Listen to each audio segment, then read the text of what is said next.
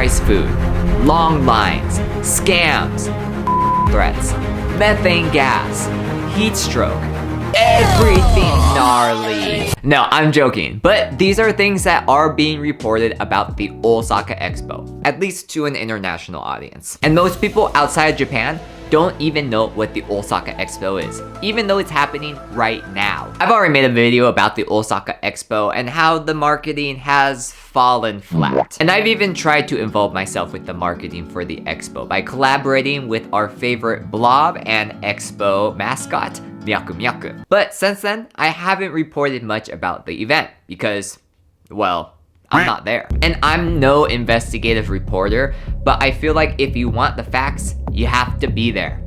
In person. In real time. And that just ain't me. But luckily, I do have a source. I have a friend who is currently experiencing the Osaka Expo. So it's time to get some real answers. Like, is the expo safe and accessible for everyone? And is it worth it as a tourist to visit during your Japan trip? And I actually have my contact on a call right now, so let's get these questions answered. So obviously, the best person to tell us about the Osaka Expo is not me because I'm not physically there, but we have the next best thing, which is a friend who is actually visiting all of the pavilions, and she's doing a great job mapping out the Osaka Expo, giving her experiences as to why we should visit the Osaka Expo, and giving us insights on some of the pavilions that we need to see. She's been on the channel before. Her name is Yvonne, but I think it might bear for her to do a jiko shokai herself. So, do you mind introducing yourself? Hi everyone, this is Yvonne Burton, here to answer a few questions and give my opinion on a few things. Right now I'm sitting in front of the American Pavilion. I just got my coffee from their cafe and watched some really interesting Native American performers, dancers and singers.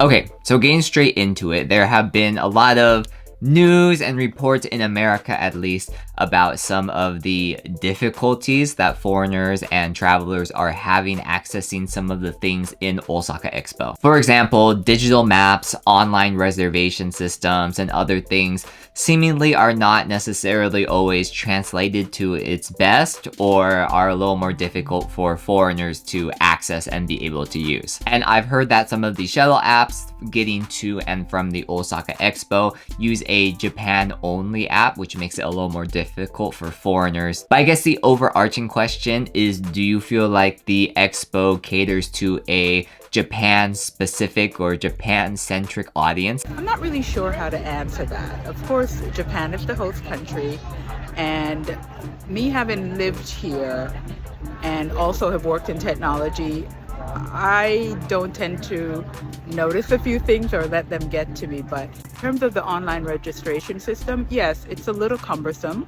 You're talking to an old business analyst here. It could have been done a little bit more user-friendly, a little bit easier. Of course, I use it in English, so I don't know if anything is lost from the original Japanese translation. But overall, the system, the online registration, getting your Expo ID, buying your tickets, making your reservations, both for the time you come into the Expo and also any pavilions you might try to get into.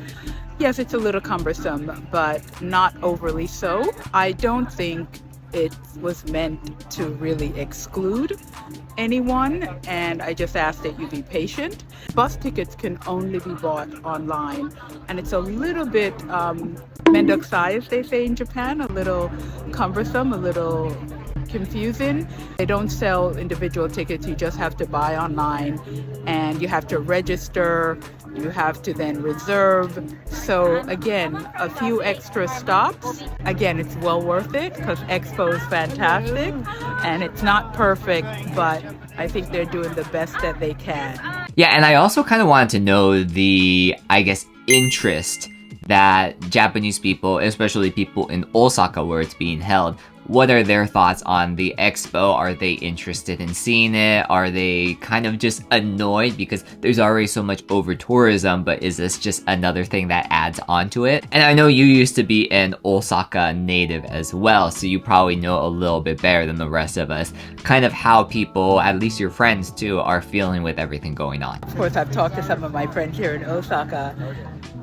that they're not really interested in Expo. That's kind of Osaka Osaka people. We're kind of, and I include myself because I used to live here for a number of years, we can sometimes be a hard bunch. We need to warm up to you or things. But in terms of Expo, yes, I think at the beginning, due to I think what the country has been through, the world has been through with the pandemic, and then of course the Tokyo Olympics, that was pretty challenging because it, due to COVID, there were a lot of issues and postponements. So in the end, although Japan did the best they could, a lot felt that it just wasn't good enough. And I agree, it wasn't. I think a lot of people just didn't want to go through or assume they'd go through similar things with Expo and spending all that money. But I think they're missing the point. This is a tremendous, tremendous opportunity for Osaka, not just to be on the world stage and hosting this incredibly magnificent expo, World Expo. The long-term benefits, I think, will also be great. To me, Osaka is like in the shadow of Tokyo. Everybody knows Tokyo. It's a huge city, financial city, it's an international city. Osaka, not much so. The benefits, I think, will be reaped long-term going forward. And I don't think people consider that. They just think of this, this expense. So yes, I think a low percentage of Osaka gin people were not really interested, but as it's in its sixth week, I think they're opening up a little because I'm here at least twice a week and people are here, and a lot of them are Japanese people, so I feel a lot of them are from Osaka as well.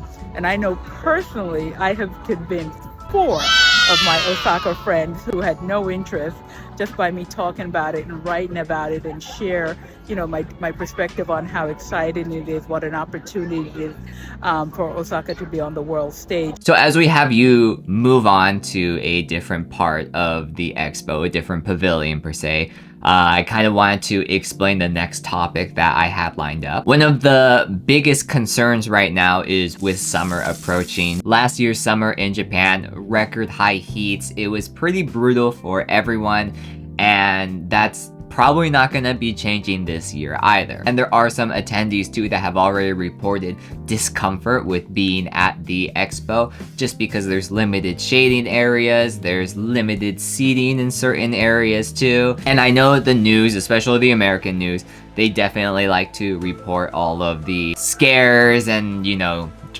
potential tragedies that could happen. But there were instances of bomb scares, methane gas scares, and just other things that definitely disrupted and kind of made people feel a little extra aware of the situation in the expo. So the real question is the expo safe and accessible for everyone? I'm currently standing under the ring. The structure, the elevated pathway that goes all around the main expo ground. And on different poles, you can see they do have directional signs telling you which area and sometimes which pavilion you are near. I was here on opening day, which was unseasonably cold and windy. And yes, we're all kind of caught by surprise.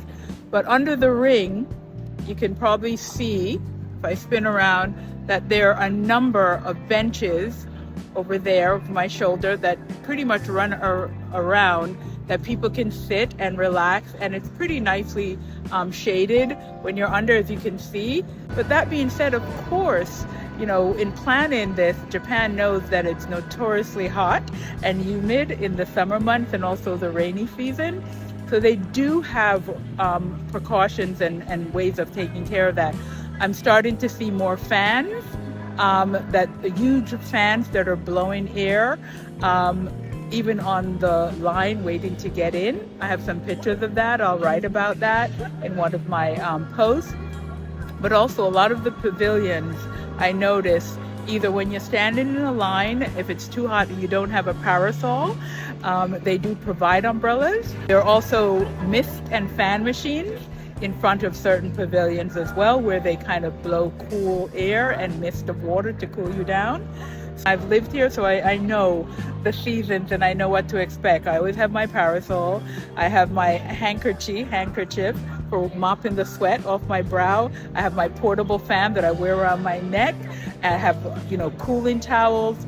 Please be proactive in maintaining your own health and well-being, because I know that Japan and Expo is doing all they can to make sure that the attendees, the people who come and experience this, are also as safe as possible health-wise. And then we have to talk about the queue system, the line situation. As someone who's lived in Japan, this doesn't shock me at all. I think it's just like ingrained in Japanese culture. You line up, you're respectful. It is what it is, right? Gaman shite, being patient. From a foreigner aspect, and of course, with all the American news surrounding the Osaka Expo and just wanting to talk about it, a lot of complaints are the queue systems, people waiting in long lines for just getting in pavilions for food, for all of the above. So how has the line situation been for you? How has accessing the pavilions, things like that? Has it been pretty easy? Have you felt like you've been waiting way too long? If you know anything about Japan, you'll know that everywhere there's going to be a line. It's a small country, small spaces, and for any big event, everybody wants to come. So you're always going to have to line up. So again, if you're standing in line, try to be as proactive as you can to take care of yourself. Your umbrella, your water, there are water filling up stations for your water bottle all throughout the park, plus Shiro Hambaiki, vending machines that sell water, tea, and a variety of refreshing drinks to help cool you down if you get too hot and you're waiting in line too long. And then we have to talk about the food. Because when I travel, like, the main thing is the food, right? Honestly, museums are here and there, cultural significant sites are here and there, but I am there for the food 100%. And one thing that was a little surprising to me was hearing about this food controversy. I believe it was with the UK pavilion. Mass-produced items on Swedish trays with like just paper cups for the tea. Doesn't really sound like a 5,000 yen experience per se. But even outside of that, it seems like there are like very high food prices compared to the Japanese standard, and just long queues, long wait times for this food. So because a lot of people travel, especially for food, and are kind of interested in Osaka Expo, is it worth it for the food? Unfortunately, I have not been able to get into a lot of the cafes. The lines are too long because, of course, everybody wants to experience the cuisine. That's one of the best ways to learn a little bit and connect with a country and a culture. I know that Italy, especially, the lines are very, very long for their rooftop restaurant, but it's worth the wait to a degree. There was a number mentioned at maybe 8.5 hours of waiting. No, I would not wait for that. There are plenty of other Italian restaurants in Japan to go to. The Kingdom of Saudi Arabia's pavilion has a very nice restaurant as well, which is also always booked. It's very popular. And most pavilions, as I said, have either quite a large restaurant or a small cafe, or in the case of Australia, they have this outdoor area with kind of like a food cart. And they serve really great food and coffee. Their coffee cocoa magic is really good, so I spend a lot of time here sitting out. There are also, of course, food courts throughout the expo site.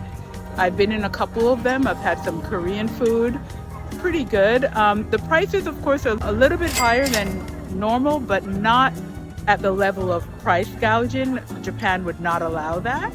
And yes, I have heard the story about some country pavilions in particular that were charging really high for price for an experience that was not worthy of that price. And that's unfortunate, and I hope they've rectified the situation. If you can wait, please do, but you have to draw the line. You have to draw your line somewhere. Alright, and I don't want to take up too much of your time because you have a lot to explore. You're still documenting so many things. But final question, especially because you got the experience, you are the it girl for knowing what to do at Expo and what to see, what are some things that you can't miss at Expo? What are your recommendations? Well, I think you shouldn't miss Expo if you can help it.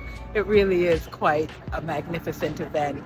And for me, my first ever Expo at my advanced age is really wonderful. And I see, it's the first for some young children. It might be the last for older people. I just think the whole experience is important.